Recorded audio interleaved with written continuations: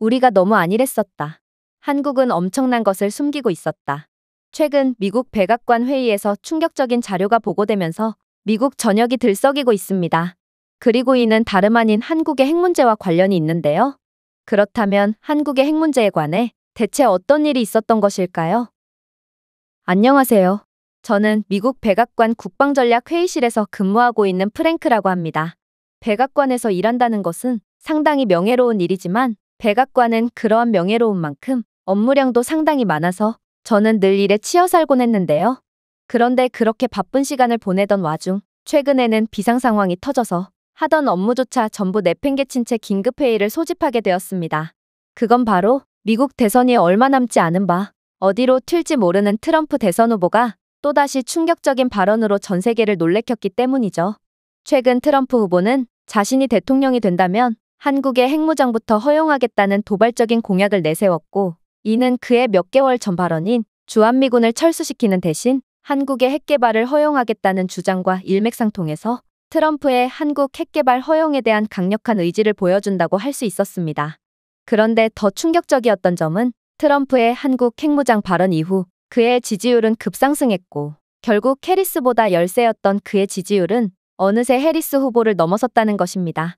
트럼프는 미국과 동맹국을 위협하는 세력과 협상을 하기보다는 대담한 군사적 행동을 기꺼이 취할 수 있다는 메시지를 남기고 싶어 했고, 한국의 핵무장을 허용함으로써 북한과 중국과 같은 위협에 대해 확고한 입장을 취하고 싶어 했는데요. 그러면서 트럼프는 해리스는 방어에 약하고 북한과 같은 위험한 정권을 말로만 달래려고 하는 나약한 대통령이 될 거라며 목소리를 높였죠. 동시에 자신은 미국과 동맹국을 위해 대담한 조치를 취하지만 해리스 후보는 북한과 반복적으로 실패한 외교를 여전히 신뢰하는 무능한 후보라며 독설을 이어나갔습니다. 사실 미국은 지금껏 북한과 계속해서 실패한 외교만을 펼친 게 사실이었고, 이제는 한국에 억지력을 제공하는 대담한 수를 쓸 때가 오지 않았나 싶어 많은 유권자들이 트럼프를 지지했는데요. 또한 요즘 가장 화두에 오른 중국에 대한 제재에 관해서도 한국의 핵무장은 매우 타당해 보였어요. 트럼프는 한국의 핵무기 개발 허용은 동아시아에서의 중국의 영향력 확대에 대응하기 위한 매우 효율적인 조치라며, 해리스는 결단력이 없어서 한국이라는 강력한 동맹국을 신뢰하지 못할 것이고 결국 중국의 위협은 한국뿐만 아니라 미국까지 삼키고 말 거라며 신랄한 비판을 이어갔습니다. 특히나 해리스는 중국에 맞서기를 두려워합니다. 저는 동맹국들에게 힘을 실어줌으로써 중국에 압력을 가하고 있지만 그녀는 중국이 계속 확장하도록 내버려 둘 것입니다. 해리스는 수년 동안 중국이 미국을 이용할 수 있도록 방임했습니다. 그러나 저는 중국에 맞설 것이고 결국 중국은 압박을 감당하지 못하고 무릎을 꿇고 말 것입니다. 라는 트럼프의 주장은 중국에 매우 예민한 미국 유권자들의 표심을 흔들었고, 해리스 체제의 경쟁, 무역, 국가 안보에 대해 우려하는 많은 유권자들을 돌아서게 만들었죠. 하지만 역시나 트럼프는 기본적으로 타고난 사업가라는 점을 잊어서는 안 됐습니다. 그의 모든 발언은 철저하게 계산되었고 유권자들이 원하는 바를 정확하게 공약으로 내세운 거거든요. 물론 이 말에 약간의 의아함을 느끼는 사람들도 있을 것입니다. 미국인들은 기본적으로 더 이상의 핵무기 확산을 원하지 않고 있고 당연히 한국이 핵무기를 가지는 것도 탐탁지 않게 생각하기 때문이죠. 그래서 트럼프가 한국의 핵 문제를 언급한 것은 오히려 제 살 깎아먹기가 아니냐는 생각을 할 수도 있을 것입니다. 하지만 트럼프는 손해보는 장사 따위는 절대로 하지 않는 철저한 인물입니다. 그는 한국의 핵무기 허용 문제를 이용해서 만약 한국이 핵무기를 개발하도록 허용한다면 미국인들의 세금을 깎아줄 수 있다며 승부수를 던졌거든요. 여러분, 해리스는 여러분들이 힘들게 번 돈을 다른 나라를 방어하는 데 더 많이 낭비하고 싶어 합니다. 그녀는 우리의 군대를 영원히 해외에 주둔시킬 것이지만 저는 우리 군대를 즉시 귀국시켜 불필요한 세금 낭비를 줄일 것입니다.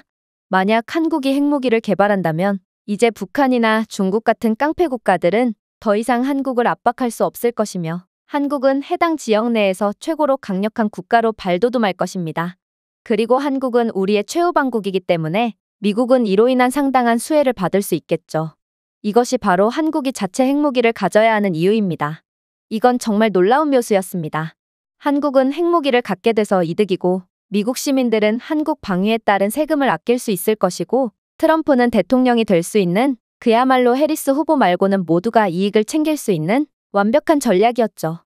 그렇게 트럼프의 발언 이후 그의 지지율은 급상승했고 현재 대선이 정말 얼마 남지 않은 상황에서 이대로라면 트럼프의 당선 가능성이 상당히 높다고 볼 수 있었습니다.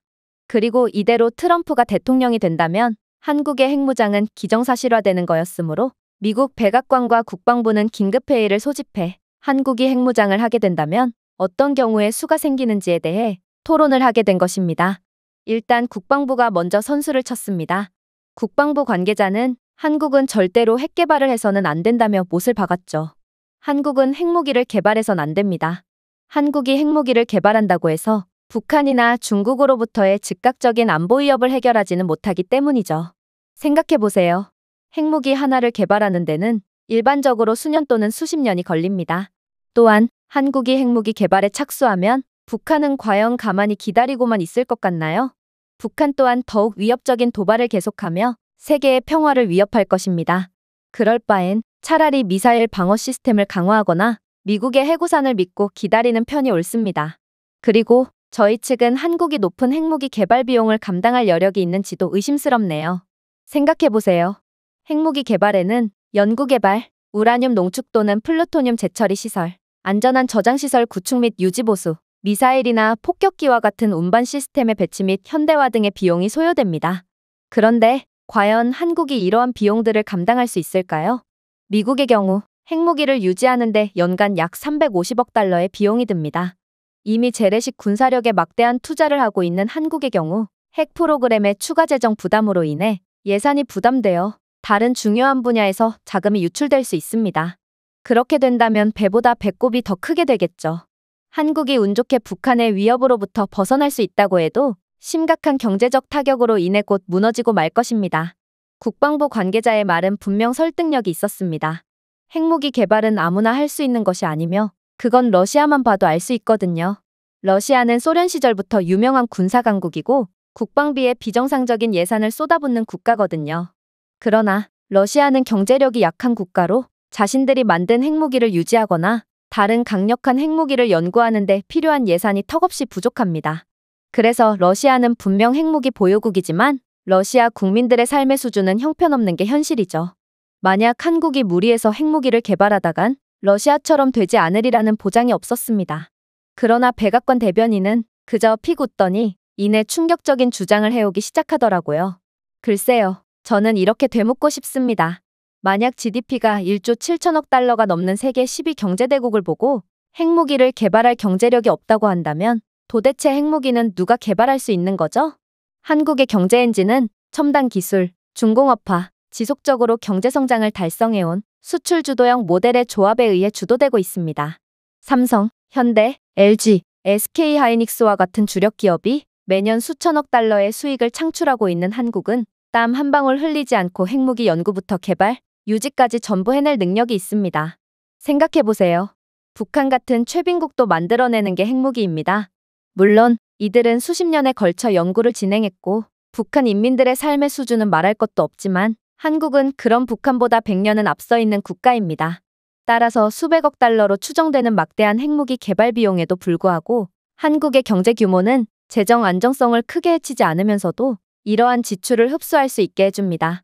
예를 들어 한국이 연간 GDP의 1%만 핵 개발에 투자하기로 결정해도 이론적으로 연간 170억 달러에 가까운 예산을 창출할 수 있으며 이는 연구, 개발, 인프라 및 미사일 시스템을 충당할 수 있습니다. 아니, 차고 넘치는 수준이죠. 그런데 더 재밌는 점이 뭔지 아십니까? 한국은 핵무기 개발에 수백억 달러가 필요하다는 기존의 추정치를 뛰어넘어 그러한 비용의 반값, 아니 반이반 값에도 충분히 핵무기를 개발해낼 수 있다는 것이죠. 잘 들어보세요. 한국은 이미 핵무기 개발에 필수적인 전자, 통신, 항공우주 기술 분야에서 막대한 전문성을 갖춘 첨단 산업 분야의 글로벌 리더입니다. 한국의 연구개발 예산은 GDP 대비 세계에서 가장 높은 수준이며 1년에 지출하는 연구개발 비용만 해도 900억 달러가 넘습니다. 즉, 한국은 어떤 기술이든지 순식간에 개발할 수 있는 상당한 체급을 갖고 있는 국가라는 것입니다. 이 말은 한국이 아무리 핵무기를 개발해 본 적이 없는 국가라고 할지라도 이들은 금세 핵보유국들이 가진 핵기술 수준 혹은 그 이상의 수준에 도달할 수 있다는 것입니다. 또한 한국은 원자력 강국으로 이름 날리고 있기도 하죠. 최근에 한국은 체코 원전 수주에서도 프랑스를 압도하며 유럽으로의 원전 기술력을 공급하는 최강의 기술 강국의 면모를 보이고 있는데요. 실제로 한국은 이미 한국전력의 약 30%를 공급하는 25기의 원자로를 운영하는 민간 원자력 분야의 글로벌 리더의 지위를 공고히 하고 있죠. 한국수력원자력은 한국원자력연구원과 함께 원자력 발전, 원자력 안전, 원자로 설계 분야에서 수십 년의 경험을 보유하고 있으며 이러한 전문성은 군사 핵 프로그램에 쉽게 활용될 수 있습니다.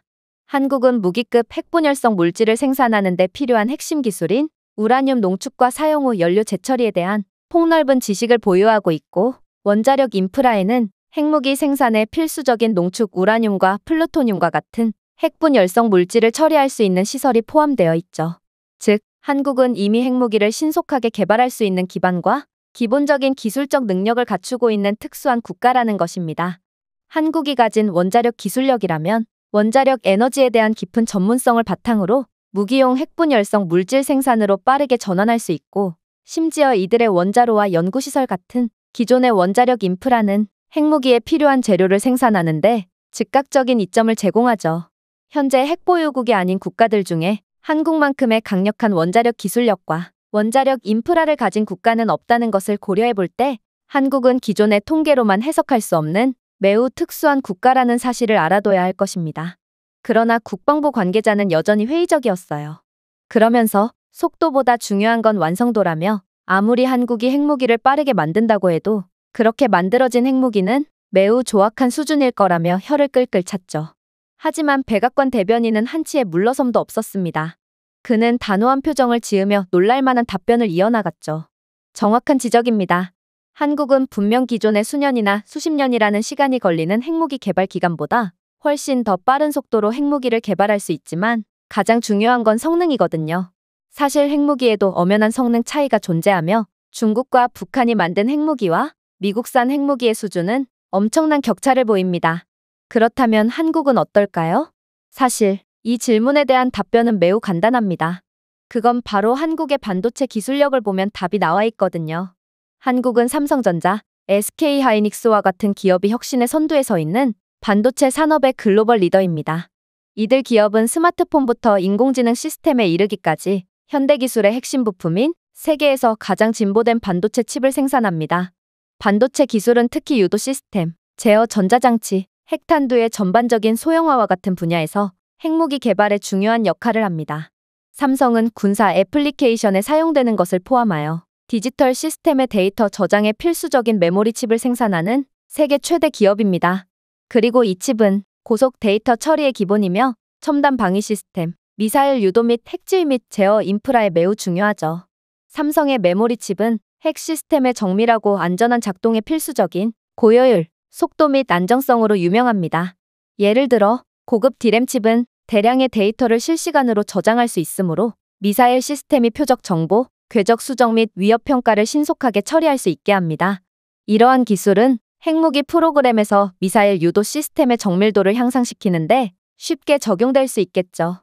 SK하이닉스는 한국 반도체 산업의 또 다른 주요 기업으로 로직 칩과 집적회로 개발을 전문으로 해왔습니다. 이 칩은 국방 및 항공우주 기술에 사용되는 복잡한 알고리즘을 처리하는 데 필수적입니다. SK하이닉스의 기술 전문성을 통해 한국은 핵탄두의 전자 제어 시스템에 사용할 수 있는 특수 반도체를 설계하고 제조할 수 있게 되었습니다. 5나노미터 및 7나노미터 칩 제조 공정, 특히 시스템온 칩 설계 분야에서 한국의 강점은 강력한 컴퓨팅 장치의 소형화를 가능하게 합니다. 이러한 발전은 전자 제어 시스템이 핵폭발 및 전달 시스템에 필요한 복잡한 시퀀스를 처리할 수 있을 만큼 작지만 강력하기 때문에 소형 핵탄두를 만드는 데 매우 중요합니다. 자, 이제 충분한 답변이 되었나요? 한국은 세계 최고의 반도체 기술력을 통해 세계에서 가장 작고 가장 정확하고 가장 안정성 높은 핵무기를 개발할 수 있습니다. 즉, 만약 한국의 핵개발 제한만 풀린다면 한국은 미국의 핵무기보다도 훨씬 더 위협적인 핵무기를 곧바로 개발해낼 것이고 이는 새로운 시대가 열리는 것을 의미한다는 것입니다. 생각해보세요. 미국은 세계에서 가장 강력한 핵무기를 가장 빨리 만들 수 있습니다. 그래서 미국은 세계 최강의 국가로 불리는 것이죠. 그런데 이젠 그 자리를 한국에 넘겨줘야 합니다. 한국은 미국보다도 훨씬 더 강력한 기술력을 가진 국가거든요. 많은 분들이 설마하는 표정을 짓는군요. 자, 보세요. 한국의 반도체는 이미 레이더, 미사일 유도, 위성통신 시스템과 같은 첨단 방위 시스템에 사용되고 있습니다. 즉, 이미 군사무기로서 증명이 된 상태라는 말이죠. 예를 들어 한국산 반도체는 북한의 잠재적 핵탑재 미사일을 포함한 공중 위협을 추적하고 무력화하는 한국형 미사일 방어 시스템에서 매우 중요한 역할을 수행합니다. 이러한 전문성을 바탕으로 한국은 신뢰할 수 있는 핵전달 시스템에 필요한 정밀 전자부품을 신속하게 개발할 수 있습니다. 하지만 더 소름 돋는 점은 따로 있습니다. 한국이 스마트폰과 AI 시스템과 같은 민간 장치에 전력을 공급하는 동일한 반도체 기술을 적용하여 핵무기를 위한 매우 정밀하고 탄력적이며 효율적인 시스템을 만들어버린다면 우리는 지금껏 본 적 없는, 상상할 수조차 없는 위력을 가진 핵무기를 마주하게 될 거거든요. 한국이 개발한 AI 칩이 내장된 핵을 상상해보세요. 이는 기존의 핵무기보다도 훨씬 더 위협적일 것이며 그야말로 핵 확산 금지 조약의 적용을 받지 않게 된 한국은 물 만난 고기처럼 자신의 능력을 어김없이 발휘하며 세계를 지배하게 되는 것입니다. 그리고 우리는 한국이라는 새로운 강대국이 탄생했다는 것을 받아들여야 되겠죠. 그러나 백악관 대변인의 논리정연한 주장에도 국방부 관계자는 매우 끈질겼어요. 사실 국방부와 미 백악관 사이에는 보이지 않는 기싸움이 존재하는 상황인데요. 아무래도 국방부 관계자는 한국의 핵무기에 관해서는 그다지 관심이 없어 보였고 그저 백악관 측에 망신을 주기 위해 반대를 위한 반대를 하는 것 같았죠. 그건 너무 일차원적인 생각 아닌가요? 물론 반도체 기술력이 핵무기 개발의 핵심이 되는 건 인정합니다. 그러나 핵무기 개발의 가장 중요한 과제는 미사일 기술력과 빠르게 핵무기를 양산할 수 있는 능력입니다. 과연 한국이 그런 험난한 과정을 이겨낼 수 있을까요? 이건 한국 같은 작은 국가가 이겨낼 수 있는 문제가 아니라고요. 그러자 백악관 대변인은 일순간 표정을 찌푸리더니 이내 놀라운 답변을 해오기 시작했죠. 당신은 한국에 대해 몰라도 너무 모르고 있습니다. 미사일 기술력은 한국이 세계에서 최고라고 봐도 무방하고 유럽 국가들에도 수출되고 있는 게 바로 한국의 현무 미사일이라고요. 한국의 미사일 프로그램은 지난 수십 년 동안 빠르게 발전해 왔으며 이제 한국은 핵탄두 탑재에 쉽게 적응할 수 있는 다양한 단거리, 중거리 및 장거리 미사일을 보유하게 되었습니다. 이러한 미사일은 높은 정밀도, 신뢰성 및 탑재 능력을 보여 핵 운반에 매우 적합하죠. 현무 미사일은 최대 2000kg의 적재량을 탑재할 수 있는 지대지 탄도미사일로 핵탄두를 탑재하기에 충분할 뿐더러 항속거리는 수천 킬로미터로 북한 전역과 중국 및 러시아를 사정권에 두고 있습니다. 이 미사일은 탑재 용량이 커서 핵탄두 탑재에 쉽게 적응할 수 있어 한국이 이러한 무기를 개발하기로 결정할 경우 한국은 미사일 개발에 굳이 예산을 투자하지 않고도 세계에서 가장 위협적인 핵미사일을 가지게 되는 것입니다. 심지어 현무 미사일에는 GPS 및 관성 항법을 포함한 첨단 유도 시스템이 장착되어 있어 매우 정확하게 목표물을 타격할 수 있는데요. 이러한 정밀도는 궤도의 약간의 편차라도 전략적 목표를 놓칠 수 있는 핵무기에 매우 중요하죠. 이건 북한 및 중국의 미사일 기술과는 비교조차 안 될 정도의 상당히 수준 높은 미사일이라고 볼 수 있습니다. 물론 이들은 핵미사일이 존재하지만 항속거리와 정확도가 형편없어서 만약 중국이 한국으로 핵미사일을 발사한다면 그 미사일은 한국에 떨어지는 것이 아닌 북한 혹은 자국 영토에 떨어질 가능성도 배제할 수가 없거든요. 실제로 중국은 핵미사일 실험 중 자국 영토에 핵미사일을 떨궜고 이로 인해 엄청난 사상자가 나온 적이 있습니다. 중국은 이 사실을 숨기려고 애쓰고 있지만 이는 미국의 위성사진에 포착된 부정할 수 없는 사실이죠. 또한 한국이 핵미사일을 개발한다면 이러한 핵미사일을 보관하거나 유지할 수 없다고 주장했는데 이것도 정말 말이 안 되는 소리라고 할 수 있습니다. 핵무기 개발의 중요한 과제는 미사일이나 기타 운반 시스템에 장착할 수 있는 탄두의 소형화인데 한국은 재료과학, 정밀공학 및 첨단 제조 분야에서 세계 최고 수준의 연구를 통해 이미 소형화에 대한 능력을 갖추고 있거든요. 삼성과 LG와 같은 기업이 주도하는 반도체, 로봇공학, 마이크로 일렉트로닉스 분야의 한국의 전문성은 핵 부품을 소형화하고 미사일 배치에 적합할 만큼 탄두가 소형화되도록 하는데 중요한 역할을 하고 있죠.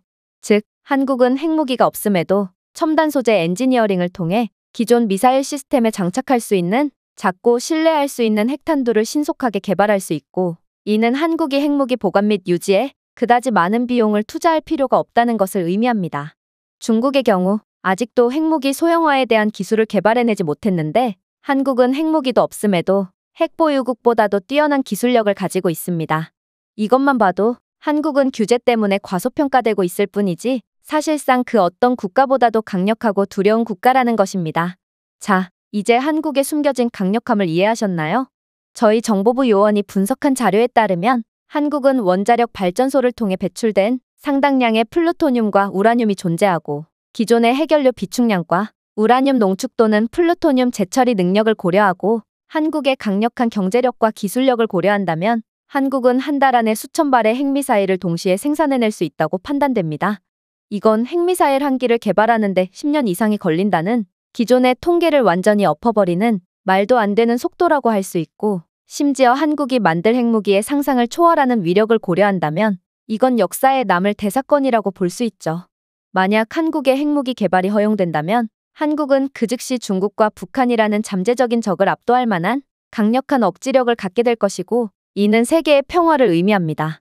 북한은 더 이상의 바보 같은 도발을 할 수 없을 것이고, 중국 또한 경거망동 시 국토 전체가 날아갈 것을 아주 잘 알고 있거든요. 사실상 중국은 한국보다 기술력과 경제력 모두가 뒤지고 있는 상황이지만 그저 핵 무기가 있다는 이유만으로 한국에 자꾸만 압박을 가해왔고, 한국이 미국과 더 이상은 친해지지 못하도록 회방을 놓아왔는데요. 그러나 핵무기를 가진 같은 조건 하에서의 한국은 중국을 압도적으로 능가하며 한국과 미국이 완전히 손을 잡는 상황은 중국이 더 이상의 영향력을 발휘할 수 없다는 것을 의미합니다.